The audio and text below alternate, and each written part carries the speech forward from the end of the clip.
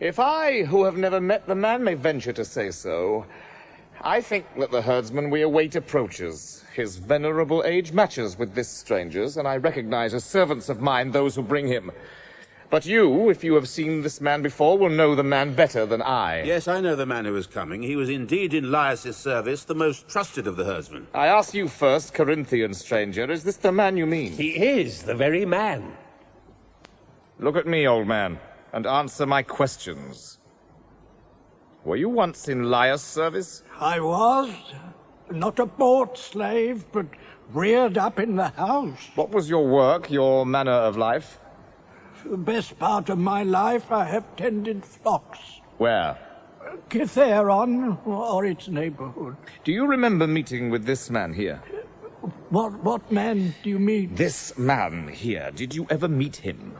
I cannot recall him to mind. No wonder in that, Master, but I will bring back his memory. He and I lived side by side upon KETTLE. I had but one flock, and he had two.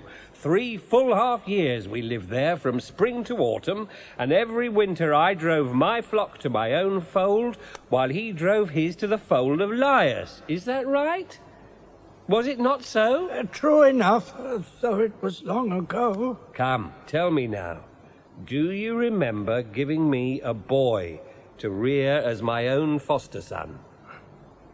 What are you saying? Why do you ask me that? Look at that man, my friend.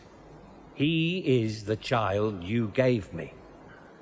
A plague upon you! Cannot you hold your tongue? Do not blame him, old man. Your own words are more blamable. And how have I offended, Master? In not telling of that boy he asks of. He speaks from ignorance, does not know what he is saying. If you will not speak with a good grace, you shall be made to speak. Do not hurt me, for the love of God, I'm an old man. Someone there! Tie his hands behind his back. Alas, wherefore? What more would you learn? Did you give this man the child he speaks of? I did. Would I had died that day. Well, you may come to that unless you speak the truth. Much more am I lost if I do speak it. What?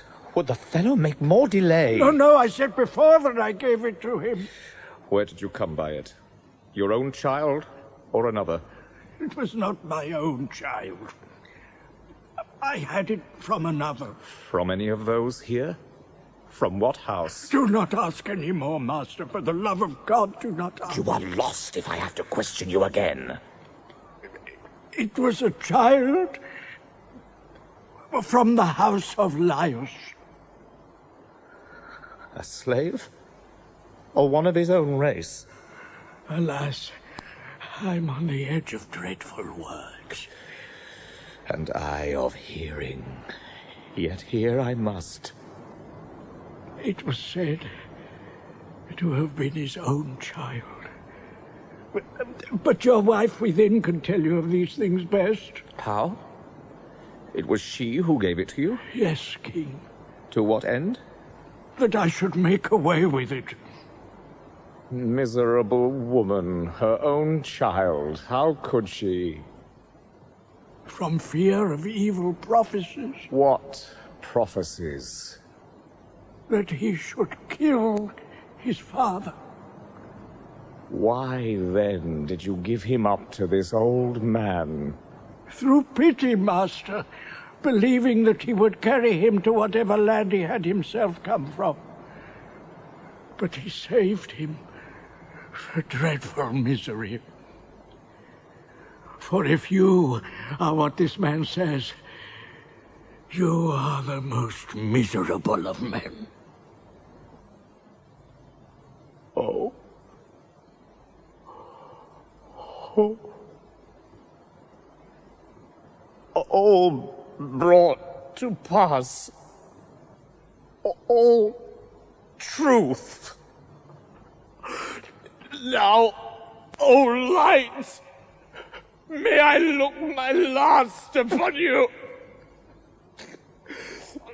I have been found accursed in bloodshed, accursed in marriage, and in my coming into the world, accursed.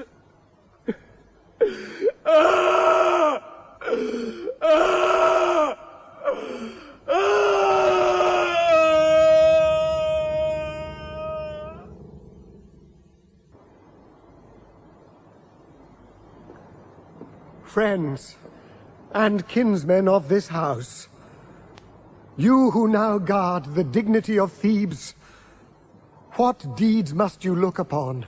What burden of sorrow bear, if true to race you still love the house of Labdacus? For not Ister nor Phasis could wash this house clean. So many misfortunes have been brought upon it, so many has it brought upon itself.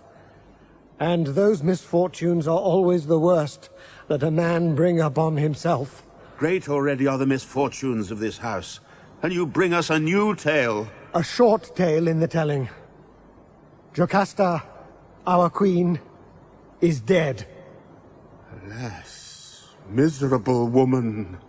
How did she die? By her own hand. It cannot be as terrible to you as to one that saw it with his own eyes. Yet so far as words can serve, you shall see it. When she had come into the vestibule, she ran, half-crazed, towards her marriage bed, clutching at her hair with the fingers of both hands. And once within the chamber, dashed the doors together behind her. Then she called upon the name of Laius, long since dead, remembering that son who killed the father, and upon the mother begot a race accursed, and wailed because of that marriage wherein she had borne a twofold race, husband by husband, children by her child. Then Oedipus, with a shriek, burst in, and rushing here and there, asked for a sword, asked where he would find the wife that was no wife, but a mother who had borne his children and himself. Nobody answered him. We all stood dumb. But supernatural power helped him, for, with a dreadful shriek, as though beckoned, he sprang at the double doors, drove them in, burst the bolts out of their sockets, and rushed into the room. There, we saw the woman hanging in a swinging halter. And with a terrible cry, he loosened the halter from her neck. When that unhappiest woman lay stretched upon the ground, we saw another dreadful sight.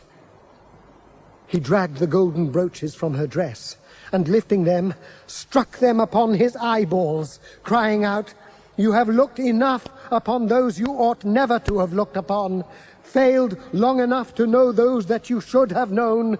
Henceforth you shall be dark."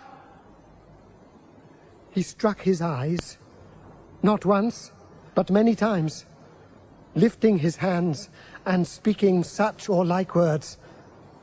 The blood poured down, not with a few slow drops, but all at once, over his beard, in a dark shower, as it were hail.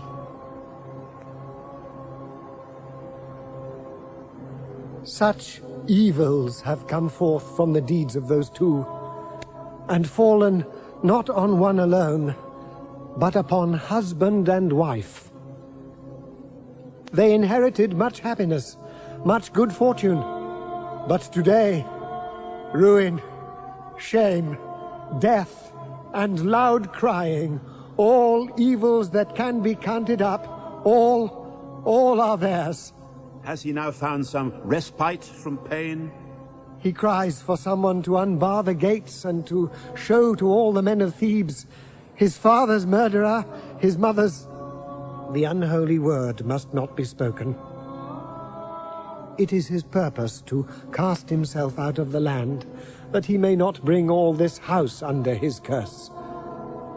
But he has not the strength to do it.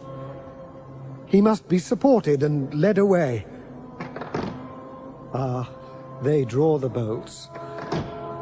You are going to look upon a sight which even those who hate must pity.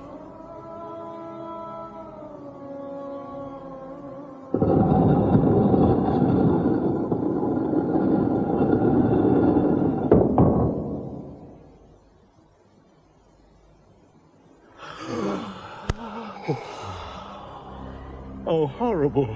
Oh, dreadful sight. More terrible than any I have ever seen. Oh, Oedipus, my king. What cruel frenzy came over you? What evil spirit drove you to disaster? I cannot bear to look at you. There is so much that I would ask and see and hear. But I shudder at the very sight of you. Oh, Oedipus, my king.